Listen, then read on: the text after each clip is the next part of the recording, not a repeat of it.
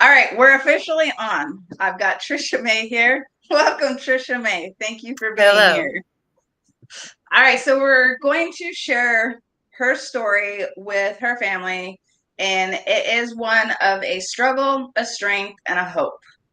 Her mom went through some family things or a illness in which the family was not prepared for, and it was sudden, and it changed just about everything for them. So she's here with us to share her story, the unexpected healing, the simple choices, and the power of not giving up. So again, Tricia, thank you so much for being here and being a little vulnerable with us right now. You're welcome.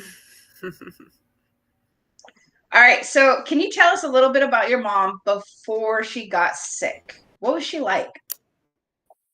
So, mom was a very healthy, no health problems, no medicine, no assistance with anything. She lived by herself in Georgia. Um, Totally independent person.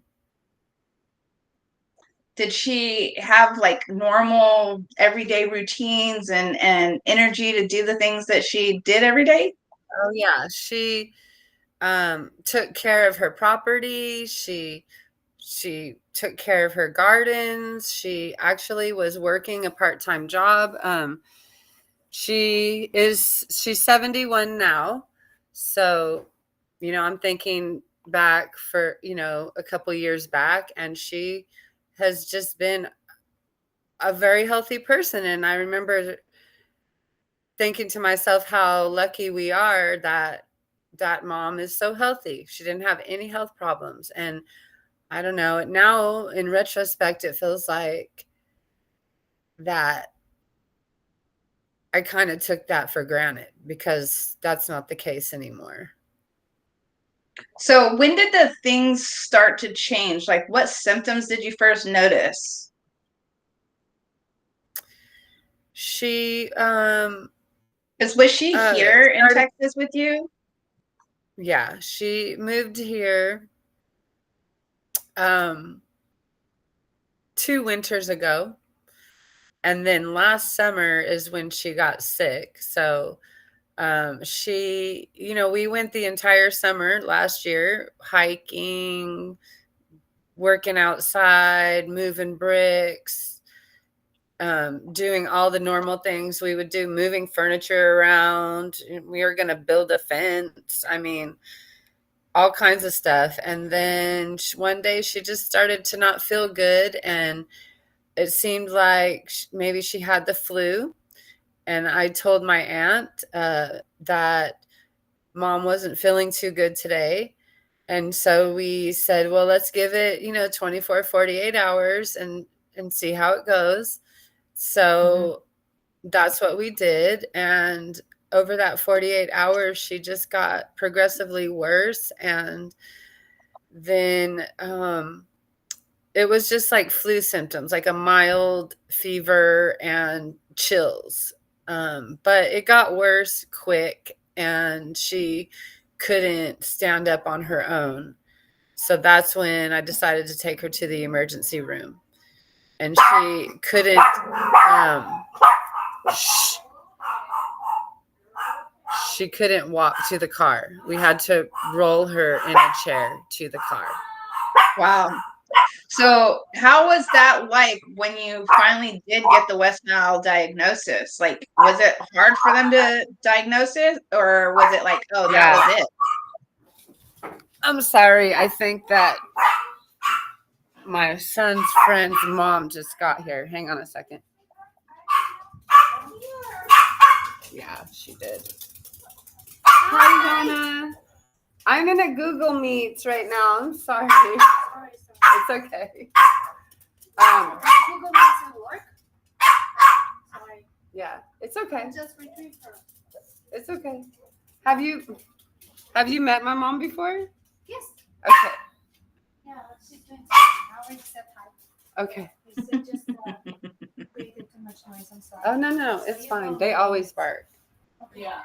So I'll text with you in a little while. Okay. Okay. Thank you. Okay. Sorry. No Um, worries. You opened your life up to us, and we're so grateful.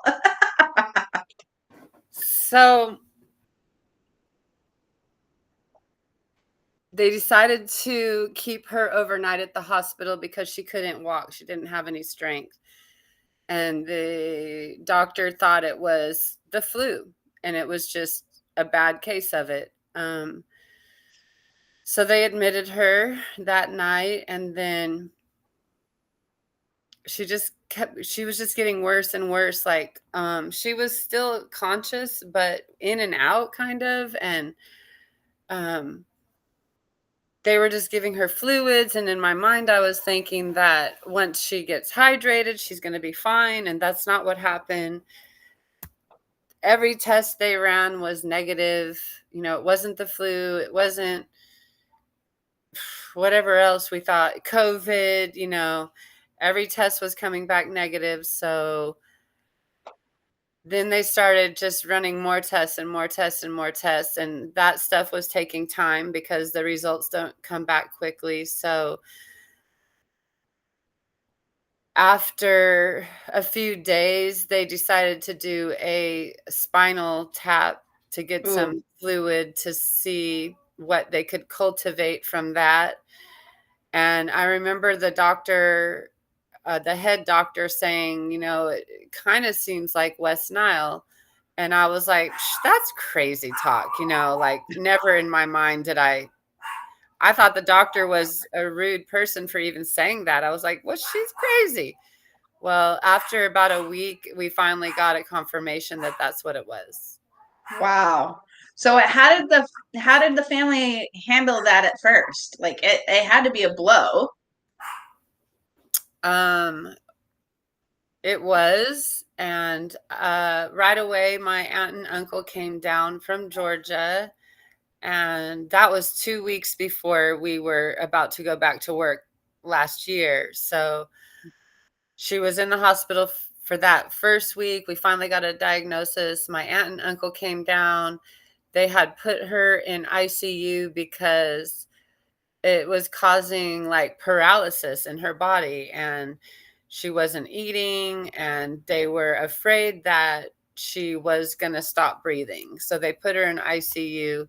Luckily, she never stopped breathing on her own. She was able to keep breathing. And then they just put her back on the regular floor, and they just started treating her with different things, just antiviral stuff, lots of steroids, um, and then over the course of time, we found out that she was having encephalitis, which now we know is really considered a traumatic brain injury, even though there was no like blow to the head or anything. It's a brain injury. So the virus was just attacking her body, like her whole spinal column up into her Wow. brain, because all of that fluid is connected. So I mean, I was just crying a lot and not knowing what was going to happen. And I was so glad my aunt and uncle were here to help. And basically, I was just at the hospital all day, every day. And my other aunt was staying the night with her, and we just didn't want to leave her side. So was there ever a moment where things just felt hopeless? Like you weren't sure what's going to happen next, and you just was lost. Totally, yes. We do have strong faith, and so that was what I was drawing on in those times, like just not understanding what was happening, but just praying and going day by day. That's all we could do. And I know this is hard for you to talk about, and forgive me because I'm putting you out there to the world and reliving your story. So if we both get through this without both of us crying, that'll be amazing because I'm already tearing up just listening to you. How was your mom's mental state during this time? She was completely out of it. She had no idea. She doesn't remember being in the hospital. Oh, wow. She was there's a word for it. It's like she was conscious, but she was still responsive. Like if you the nurse showed me if you press on her sternum right here, she'll start waving her arms around, and that's what happened. But she was just in and out. Like she couldn't stay awake for very long at all. She didn't know what was happening to her. Which may have been a blessing in disguise that she was not going through it at the same time, like the way you guys were going through it. You know what Right. I mean? True. Yeah. And she doesn't remember her brother and sister being here because that was very early on. That was the first week or 10 days. She doesn't remember that. She doesn't really remember the hospital at all. So let's talk about once mom was able to come home, and how did that change your family dynamic at this point? I mean, you're a full-time teacher, so the idea of having to go to work, come home, and you had a full-time son in the mix where you have to be mom too. And now mom's home and she can't be left alone and she cannot take care of herself. Walk us through that briefly, because as much as it hurts, I just really want anybody that sees this video to know life changes on a quickness of a dime, and we need to recognize that there are processes through this. And so through reliving yours, hopefully we can help other people. Definitely. So, just every day that went by, because she spent some time in the skilled nursing places for quite a while. I want to say, gosh, I don't know. I'm trying to do the math, but for a couple months because she didn't come home until October. So by the time she came home, she was aware. She was able to like use her phone again and stuff like that, because at first she had to relearn that too. When she picked up her phone, she didn't know what to do with it. So it took her a while to kind of start to get her senses back. And she came home and we were all nervous about it because she can't walk. It paralyzed her. Um, so we had like hospital equipment and stuff brought into the house. And the only way we were able to move her was with a Hoyer lift, which is like a thing that you pump her up. I don't know how to say it. It's like a sling that she lays on, and then you connect it to this, and then you lift her like a hoist. And that's how we would transfer her out of her bed. I mean, she didn't really get up at first at all. But then eventually we started getting her like in a wheelchair and stuff like that. And so it was my daughter. My daughter is, at the time, she was 22, and she was her grandma's caretaker for 3 months, probably, until we got to Christmas break. And then, little by little by little by little, mom was doing a little better. And I mean, when I say better, I mean, when she came home from the hospital, they had her on a lot of pills and stuff, like blood pressure medicine and all this stuff that she had never taken in her life. So we started getting her off of all of that, and it definitely like perked her up and made her like look better and stuff. And so we were we were making progress, even though it seemed like we weren't. Like we knew that things were getting better, and the doctors were telling us, oh, it's going to be a long recovery, long recovery. That's all we heard. It's going to be a long recovery. But I never put a time on it. I just never did that, because I know that it's God anyways. So we just kept putting one foot in front of the other, and things happen, and God put people in our lives, and we had the therapist coming in, and you know, even though it is so like much of a tragedy, um, God has walked us through every step of it, and you also have been a big part of that. So, Well, that's a good place for me to chime in because I do remember visiting with you and knowing how stressed it was going through that process of taking care of your mom. And I do remember a conversation that we had where she just was not eating the amount of food to survive her. And so I remember us having that conversation, and that's when I came to you and I just shared with you, have you ever heard about Juice Plus? right. Um, So, go ahead. so what I was thinking is like when I approached you with that opportunity as a possible support, what were you thinking at first? Like what finally drew the line, be like, well, there's nothing else that I can think of, so why not? That was basically it. We had some concerns that she had a lot of swelling in her legs and feet. And granted, she hadn't been walking, so it was to be expected, I guess. Her appetite was not good. And, they kept telling us, like her therapist would tell us, you have to give her this much protein every day. And, of course, she needed to be having a good diet. And she just didn't have an appetite. She didn't have any energy. A lot of swelling in her, like I said. So then you told me about Juice Plus, and I was like, why not? I'm willing to try anything. That was my mindset. And, um, we are very healthy with the way we eat and stuff. My diet is mostly plant-based anyways. So I'm on board with anything that's healthy for you, and that's how I saw it.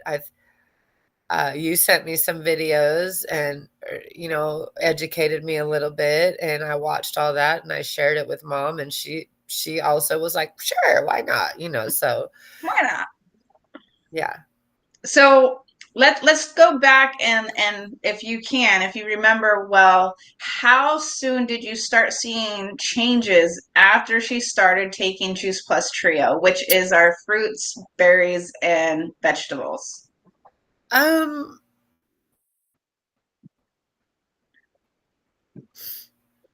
I don't know, but I do remember an instance. Well, no, that's not true. I mean, I think after a couple weeks, and I might have even shared this with you in a text message or whatever, but the swelling went down in her legs and she was getting more of an appetite. So we did notice that. And then her therapist made a comment to her about whatever you're taking, keep taking it. And that is about the time when she kind of started to stand and get stronger. So I would say that was maybe a month after, a few And I weeks at least. I definitely remember that because we had that peddler that we Yes. were having her try to use multiple times a day, and I think it was you said that she could do it for a couple minutes to begin, but you kept trying to get her to do it more often, even if it was only a couple minutes each Yeah. time. And I do remember you telling me she did it for like 20 minutes or Yes. something one day. Well, she went from not being able to even move the thing at all to 15, 20 minutes a day. And that was just like, whoa. So Mind it's stuff blowing. like that keeps us going, because there's really during her recovery, she's come a long way. And so those times when you're like, oh my God, you couldn't even move it with your legs. You couldn't even turn that thing around one time. And now you're doing it for 15 minutes or 20 minutes. And now, like, she'll tell me to set a timer, and I don't because I don't want her to stop. And she'll be like, well, how long is it? I'm like, well, more than 30 minutes, you know. So, um, That's you a teacher trick. know, um, I forget exactly what your question was, but just No, you basically answered it. Is just the fact that she started with very little increments of the beginning of not being able to do the peddler to, okay, a couple minutes here, there, to right. 15 minutes to now, Yeah. you And weren't setting the timer. who's to say, Anna, whether it's, I think that the Juice Plus is really important, and I can see that she's gonna stay on it because we actually haven't had it for a couple weeks because what happened is I started taking it too because I was like, hey, let me try this. And then so we were both taking it off the same. It's really supposed to be hers, but I was like, I'm gonna take some of it too, right? So then we ran out before we got our next shipment. And then she's told me several times, she goes, you know what? I just don't feel like I have the same energy ever since Oh, haven't been taking it. So it's made a difference. It that's definitely has. That's Um, incredible to hear. I mean, again, not everybody who jumps on Juice Plus ever has a testimonial like this. So that's why it's so very important for me to capture your testimony so that you can truly give hope to people that have other health issues that they are losing that hope. yeah, And just having any opportunity to change your nutrition to give you the energy that you need to do your daily things. And again, your body is its ultimate healer, but without proper nutrition, or right. if your body is taking so many pharmaceuticals, your gut Right. health is in the tank. And if your gut health isn't healthy, your Yeah. brain health ain't healthy. If those two aren't healthy, Yeah. nothing in your system is. I mean, it's a truly dominated I system. would not I don't know that I would I mean, it's hard to say how would it be now if she hadn't have started taking Juice Plus. We don't know that, but I think it's been a big important part of the past 6 months. So, how It, has it affected her spirit and her outlook on life now that she is getting these small wins? um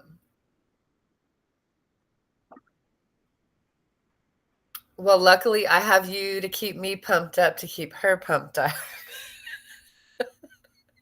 And that's why we're Um, friends. I do try to point out to her a lot, "Mom, this, look what you're doing. You're doing something new every day," which is true. And if I sit and I talk with her and I always try to tell her, "You didn't do this yesterday. Today this was new. This was new. This was new." And that keeps happening. So that is very encouraging. Her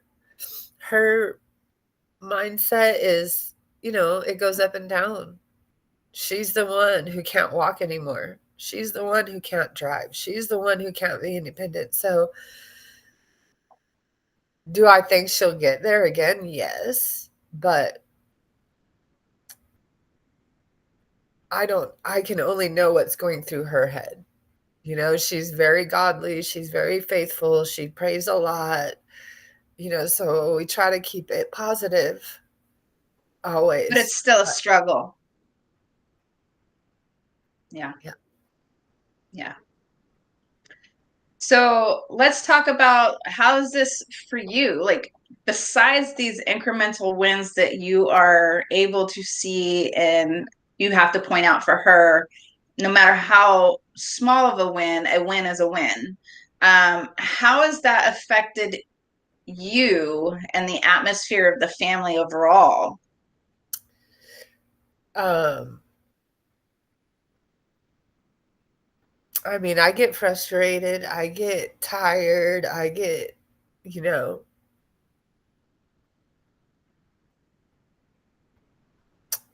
but I'm never losing hope.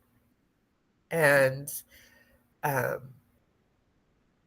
I know what makes her happy, and being like around her grandkids and stuff, that makes her happy. Um, my son, he helps keep our spirits up too because he has that mind of a child, and he's basically always happy, so um, He it is a makes true me want to blessing be upon you both. it makes me want to be more healthy because like I want to live a long time, and I want her to live a long time, and I am looking forward to when we can, do the things that we used to do. And in one of the pictures that I showed you, we had gone hiking, and this was right before she got sick. And she wants to do that again.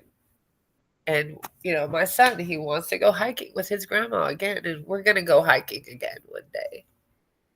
So that's the goal that is put in front of both of you, as this is what we're working towards. Every win is going to get us closer to being able to take those steps together on our first hike again. Yeah, definitely.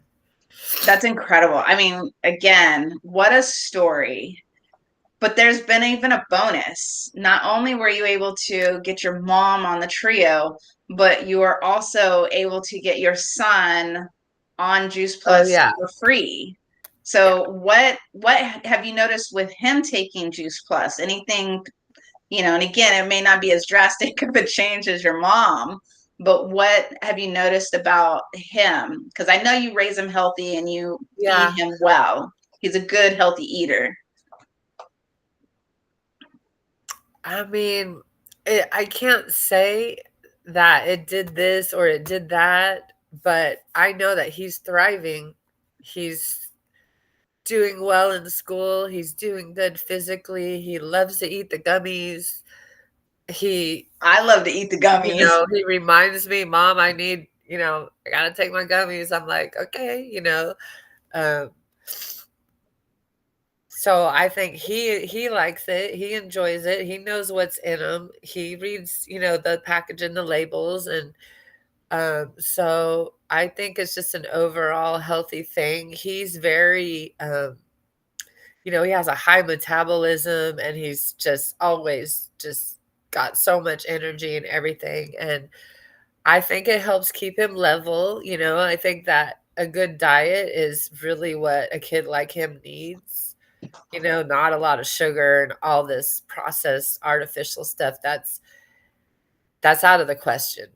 So So here you are supporting two generations in your family with one simple nutritional valued product, and you're eager to get on it yourself yes, because you're like, so hey, that would mom's be doing it, 3 son's doing generations. it.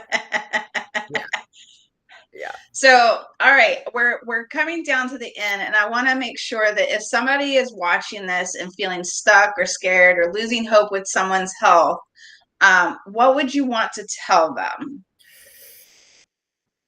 Not to lose hope. Um, don't take life for granted. Enjoy every minute that you can. Notice the small things. Um, trust your instinct. Trust God. And